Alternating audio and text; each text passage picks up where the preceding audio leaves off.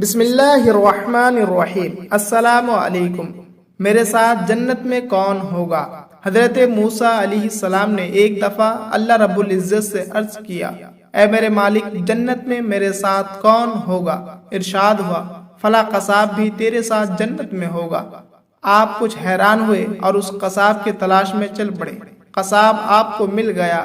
وہ اپنی دکان میں گوشت بیچنے میں مصروف تھا۔ اپنا کاروبار ختم کر کے اس نے ایک گوشت کا ٹکڑا کپڑے میں لپٹا اور گھر کی طرف روانہ ہو گیا۔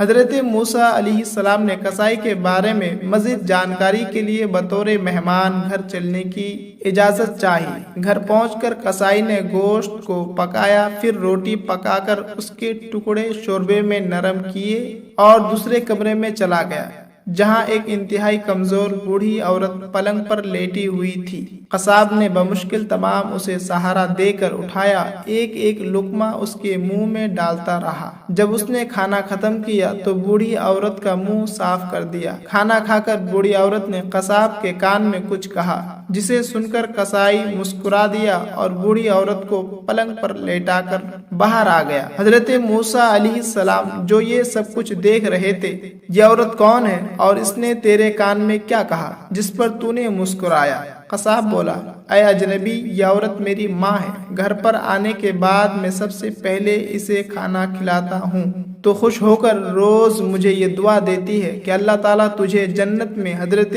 موسیٰ علیہ السلام کے ساتھ رکھے۔ یہ سن کر میں مسکرا دیتا ہوں، بھلا میں کہاں اور موسیٰ علیہ السلام کہاں؟